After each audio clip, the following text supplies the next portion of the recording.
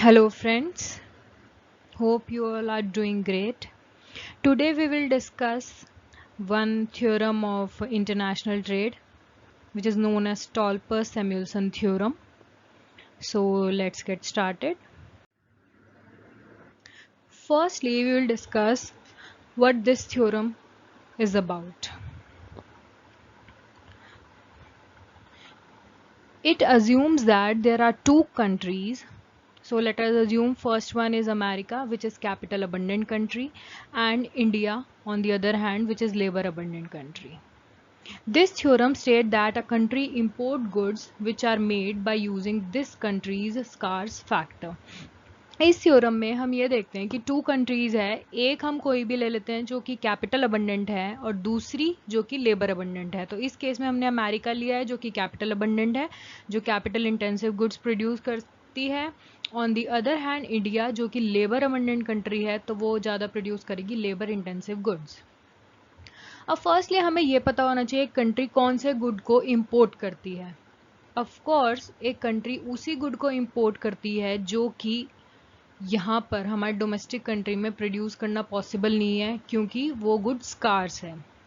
तो इसका मतलब अमेरिका अगर कैपिटल अबंडेंट कंट्री है तो वो इंपोर्ट करेगी वो गुड्स जो कि लेबर अबंडेंट है.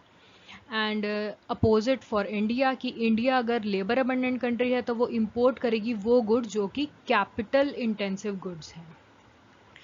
सो स्टॉल्पर सैमुएल्सन में ये है कि अगर हम इंपोर्ट पे टैरिफ लगाते हैं तो उसका इफेक्ट क्या पड़ता है. That's the crux of the theorem you can say. So इसमें क्या है, लेट अस अज्यूम कि अमेरिका एक कैपिटल अबंडेंट कंट्री है. उसने इम्पोज कर दिया tariff on wheat. Let us assume कि वीट है एक गुड और उस पे टैरिफ इम्पोज कर दिया. इससे क्या होगा, प्राइस ऑफ वीट जो है वो हमारा बढ़ जाएगा. अब अमेरिका अगर वीट को इंपोर्ट करती है और उसने उसके ऊपर टैरिफ लगा दिया, तो प्राइस ऑफ वीट जो कि यूएस में होगा वो ऑफ कोर्स है बढ़ जाएगा. टैरिफ लगने के बाद प्राइस ऑफ कमोडिटी इंक्रीज हो जाती है. इससे क्या होगा, when price of wheat increases then as per law of supply. Law of supply क्या कहती है, अगर किसी भी गुड का प्राइस बढ़ता है तो प्रोड्यूसर्स ज़्यादा उस प्रोडक्ट को बेचना चाहते हैं, तो वो उसकी सप्लाई को बढ़ा देते हैं. Supply quantity supplied of that good increases. So when price of wheat increases as per law of supply के कारण production of wheat अमेरिका में भी इंक्रीज होगा, क्योंकि प्रोड्यूसर ज़्यादा वीट ही प्रोड्यूस करना चाहेंगे. And fewer capital goods are produce. Fewer capital goods क्यों होगा, क्योंकि ये अब इसका प्राइस कैपिटल गुड्स का कम है रिलेटिव टू वीट. सो वो ज़्यादा वीट की प्रोडक्शन करना चाहेंगे, इसलिए वो कैपिटल गुड्स की प्रोडक्शन को कम करेंगे.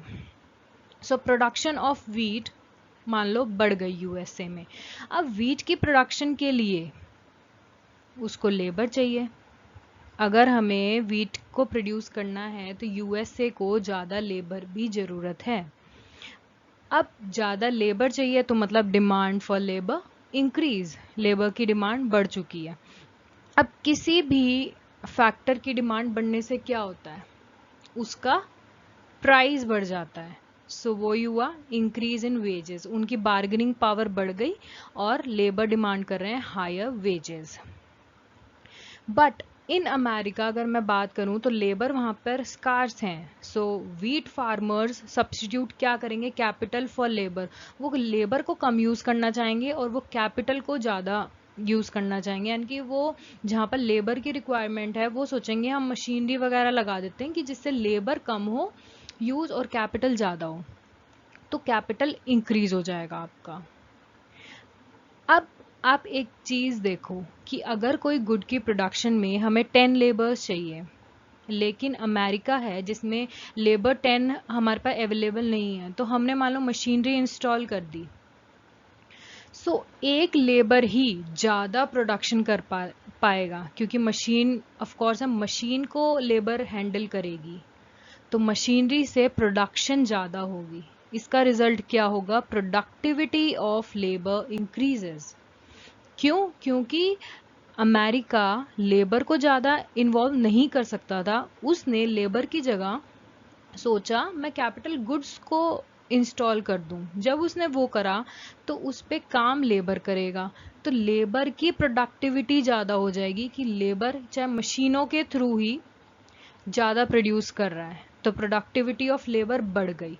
अब जब प्रोडक्टिविटी बढ़ गई तो ऑफ कोर्स है लेबर की फिर डिमांड बढ़ेगी कि हम तो हायर वेजेस चाहते हैं, तो उनकी they bargain even for more wages. Because of this increase in productivity बढ़ने के कारण उन्होंने बार्गेनिंग करना शुरू कर दिया कि we want higher wages. Accordingly अब जहां पर अगर एक नेशनल इनकम के शेयर पे पहले ज़्यादा रोल अगर कैपिटल ऑनर्स का होता था, वो अर्न करते थे और यहाँ पर लेबर होती थी, तो अब ये सीन ऐसा हो गया कि यहाँ पर लेबर का शेयर बढ़ चुका है क्योंकि लेबर ज़्यादा वेजेस ले रही हैं as compare to capital owners का प्रॉफिट कम हो गया है। सो इसीलिए हम कह रहे हैं कि share of labour in national income also increase, at the same time share of capital honours जो हैं वो डिक्रीज हो गया नेशनल इनकम में। बट ये जो डिक्रीज हुआ है ना नेशनल इनकम, ये बहुत ज़्यादा है। इतना वेजेस इंक्रीज नहीं हुए लेबर्स के जितना शेयर ऑफ कैपिटल ऑनर्स आपका डिक्रीज हो गया है। इसीलिए कहा जाता है कि अगर कोई स्मॉल नेशन है उसके लिए लॉस है जब भी वो अपने टैरिफ पे कोई भी इंपोर्ट्स पे कोई भी टैरिफ इम्पोज करता है on relatively scarce intensive good पे। स्मॉल नेशन है तो उसके लिए लॉस है क्योंकि बाहर वाले ज़्यादा प्रॉफिट ले लेंगे, यानी कि स्कार्स फैक्टर है उसके लिए प्रॉफिटेबल होगा ये, लेकिन जो हमारी कंट्री में अबंडेंट फैक्टर है उसके लिए ये एक नेगेटिव सिचुएशन हो जाएगी।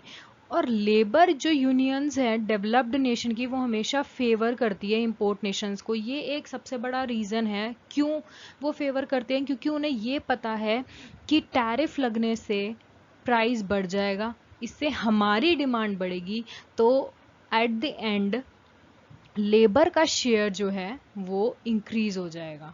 इसीलिए दे फेवर टैरिफ, इंपोर्ट टैरिफ्स। ये एक पूरा क्रक्स है। अगर मैं क्रक्स की बात करूं तो जब अमेरिका ने टैरिफ इम्पोज किया गुड्स के ऊपर जो वो इंडिया से मंगा रही थी, तो इसका एंड रिजल्ट क्या आया? फर्स्ट आया वेजेस, जो कि लेबर इंटेंसिव यानी कि स्कार्स गुड है, हमारे पास स्कार्स रिसोर्स है, उसका वेज बढ़ गया। रेज फैक्टर अर्निंग मतलब वेजेस ऑफ स्कार्स फैक्टर कौन सा है अमेरिका में? लेबर। और लेबर की अर्निंग क्या है? वेजेस इंक्रीज हो गए। तो जब टैरिफ लगाया तो उससे स्कार्स फैक्टर की अर्निंग बढ़ गई। सेकेंडली प्रॉफिट, जो अबंडेंट गुड है, कैपिटल इंटेंसिव गुड है, उसका प्रॉफिट हमारा कम हो गया। तो स्टॉपलेस-सैमुअल्सन, अगर मैं पूरे क्रक्स की बात करूं तो ये एंटायर इज इनफ। अगर आपको ये समझ नहीं आ रहा तो आप बस ये याद रखो कि स्टॉपलेस-सैमुअल्सन हमेशा बोलता है कि हम जो गुड इंपोर्ट कर रहे हैं उस पर हम टैरिफ लगाएंगे, उससे क्या इम्पैक्ट होगा, दैट्स इट। कई बार बच्चों के साथ ये दिक्कत आती है, उन्हें नाम तो पता होता है कि स्टॉपलेस-सैमुअल्सन थ्योरम है, लेकिन उसके अंदर है क्या वो उन्हें याद नहीं रहता। तो इट इज़ बेटर कि पूरी थ्योरम मेमोराइज करने से बेहतर होगा कि आप ये याद रखो कि स्टॉपलेस-सैमुअल्सन हमेशा बात करता है कि एक कंट्री इंपोर्ट करती है गुड्स जो कि स्कार्स फैक्टर से बना हुआ है और उसके ऊपर टैरिफ लगना होता है, बस कि एक कंट्री इंपोर्ट करिए गुड्स बाय इम्पोजिंग टैरिफ, तो उसका इम्पैक्ट क्या होगा लेबर के शेयर पे और कैपिटल के शेयर पे, वो इसका एंड रिजल्ट है। आई होप आपको समझ आ गया। अगर कोई भी दिक्कत है तो you can comment. And moving on, अगर मैं क्रक्स की बात करूँ या शॉर्ट में बात करूँ क्या कहता है, तो if a country is capital abundant, अगर कोई कंट्री है और वो इंपोर्ट क्या करेगी? Labour intensive good. Of course वही गुड इंपोर्ट करेगी जो उसकी कंट्री में कमी है जिस चीज़ की। तो जब वो इम्पोज करती है टैरिफ लेबर अबंडेंट गुड पे, सो इससे price of labour intensive good हमारा इंक्रीज हो जाता है। जब लेबर इंटेंसिव गुड का प्राइस इंक्रीज होता है तो प्रोड्यूसर्स स्टार्ट कर देते हैं वही good banana in domestic country, यानी कि अमेरिका में ही वो सोच रहे हैं हम भी लेबर इंटेंसिव गुड्स बनाएंगे क्योंकि उनका प्राइस ज़्यादा है। इसका रिजल्ट क्या होता है, प्राइस ऑफ लेबर आपका बढ़ जाता है and price of capital fall हो जाता है। इससे ये दिखता है हमें, दिस शोज स्कार्स फैक्टर जो कि लेबर है वो गेन कर रही है एंड अबंडेंट फैक्टर जो कि कैपिटल है वो लूज कर रहे हैं। ये एज्यूम करता है कि टर्म्स ऑफ ट्रेड प्राइस जो हम गुड एक्सपोर्ट कर रहे हैं और प्राइस जो गुड हम इंपोर्ट कर रहे हैं उनका जो रेशियो है वो कांस्टेंट है ना। मैं आपको ये बताना चाहती हूँ, अगर आप नेट की प्रिपरेशन कर रहे हैं तो उसके लिए फ्यू सेंटेंसेस वो देते हैं पेपर में जो पूछते हैं ये सही है या गलत है related to Stolper Samuelson. So उनका मैंने बनाया है 2-4 पॉइंट्स की important points to remember for UGC NET exam. First one is imposition of tariff causes real return of nation's scarce factor of production to rise। वो ऐसे use करते हैं, sentences ऐसे फ्रेम करते हैं जो कि थोड़ा सा कंफ्यूजिंग होता है, बट अगर आपको स्टॉल्पर सैमुअल्सन थ्योरम याद है, थोड़ा सा उसका क्रक्स याद है कि कैसे वो गो थ्रू हुआ है पूरा, तो कोई दिक्कत वाली बात नहीं है। I have cleared net with JRF in Feb 2022 itself and GATE also, so I have seen papers and from that experience I am sharing कि imposition of tariff causes real return to nation's scarce factor। सबसे पहले nations का scarce factor क्या है in this case, labor, और labor की production उसका real return क्या हुआ, उसकी वेजेस इंक्रीज हुई है, हाँ जी हुई है। So it is correct to say that real return of nation's scarce factor of production to rise। ऐसे स्टेटमेंट लिखे आते हैं तो इट इज बेटर कि आप एक दो बारी इन स्टेटमेंट्स को पढ़ के जाएं। Secondly, it establishes a relation between relative prices of output. Stolper Samuelson हमारे साथ बात करता है प्राइस ऑफ लेबर और कैपिटल की और उससे रिलेटेड जो उनका रिटर्न है यानी कि वेजेस और प्रॉफिट। ये ऐसी थ्योरम है जो हमें ये भी बताती है कि लेबर का प्राइस क्या है, कैपिटल के प्राइस पे एंड रिजल्ट में क्या फ़र्क पड़ेगा, प्राइस ऑफ लेबर बढ़ेगा या प्राइस ऑफ कैपिटल बढ़ेगा। जब हमने ये थ्योरम पढ़ी तो हमने यही कहा था कि जब domestic country labour intensive good produce करने लगेगी तो प्राइस ऑफ लेबर इंक्रीज होगा और प्राइस ऑफ कैपिटल फॉल होगा। तो यही चीज़ है, प्राइस ऑफ लेबर और कैपिटल के बीच में रिलेशनशिप दिखाती है एंड उनके फैक्टर रिवॉर्ड्स में यानी कि वेजेस और profit. Third one is Stolper Samuelson theorem shows the effect of tariff on factor prices. Of course ये थ्योरम क्या दिखाती है कि टैरिफ लगने के बाद उनके फैक्टर प्राइजेस यानी कि प्राइस ऑफ वेजेस और price of labour and price of capital पे क्या फर्क पड़ रहा है। फर्स्टली आपको बस ये याद होना चाहिए स्टॉपलर-सैमुअल्सन थ्योरम ने क्या बताया है, उसने बताया इफेक्ट ऑफ टैरिफ किसके ऊपर, फैक्टर के प्राइजेस के ऊपर, यानी कि टैरिफ लगने से लेबर के प्राइस पे और कैपिटल के प्राइस पे क्या इफेक्ट पड़ेगा। And the last one, real income of abundant factor is lower than the real income of scarce factor। यहाँ पर ये हुआ है real income of scarce factor, labour की real income बढ़ गई और यहाँ पे abundant factor जो कैपिटल है उसकी रियल इनकम कम हो गई, लेकिन रियल इनकम जो abundant factor है वो हमारी कम है उनसे जो कि लेबर इंटेंसिव गुड है। So that's all, and if you face any problem you can reach me out, you can use comment section for that.